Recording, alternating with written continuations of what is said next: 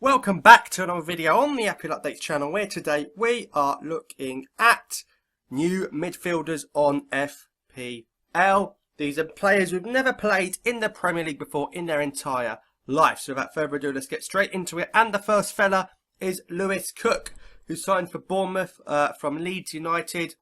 Scored Leeds goal of the season. Also young player of the year in the Championship, I believe. Decent little player. A lot of potential ahead.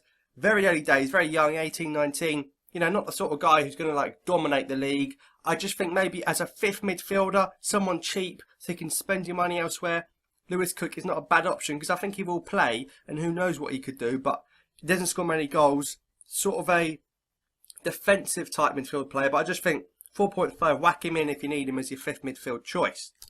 Next up, we've got the man everyone's been talking about, Granit Xhaka, and it's interesting how the game has priced defensive midfield players sort of arguably lower than your attacking ones. It's, you know, defensive midfield players are not rewarded for as many points as they should be. Look at Kante last season. If there are rewards for stuff like interceptions, tackles, he'd be right up there in terms of getting loads of points. Xhaka at 5.5 for a player of his calibre is interesting. He's probably going to play alongside someone like El Neni or Coquelin in that 2 in front of the back four for Arsenal, but Xhaka's passing ability is unreal. And at 5.5, there's no reason why this guy can't get assists from central midfield. Really good player, good vision. You know, of course, when you think of Arsenal midfielders and you think of maybe you could get someone like Oxlade-Chamberlain, Alexis, etc., they don't really compete with Xhaka. But remember, we had a season a couple of years ago when Aaron Ramsey scored loads of goals from midfield, and Xhaka may well do the same, bringing that Champions League experience to North London. And speaking of Champions League experience, the next players come from Bayern Munich, would you believe? Pep Guardiola's Bayern Munich to Southampton. Pierre-Emile Højbjerg, Danish at Southampton.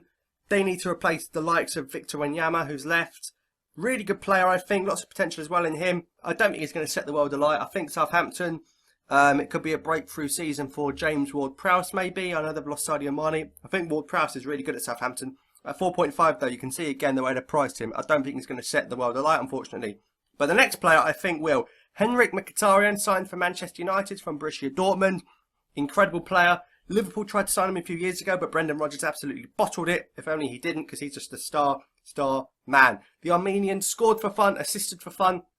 Remember that crazy Europa League tie against Liverpool? He was really good despite the result. I think he's going to be amazing for Manchester United, considering he's going to be delivering balls into the box for the likes of Ibrahimovic, Rooney, Rashford, Martial. It's endless, really. It could be something special. And I think this guy at 9.5 is well worth every penny. I know Anthony Martial is also a midfield option, but when you look at what Mkhitaryan's done and you look at what Martial's done, it's a no-brainer really in terms of who you're going to pick. So I think Mkhitaryan's a really good guy, and he's definitely a shout to spend that 9.5 million on. And finally, Nolito, you know, Guardiola signing at Man City. We saw him at the Euros, did well, especially that game against Turkey, but Spain faltered, and he started every game of the Euros, but he went missing against Italy, and ultimately they went out.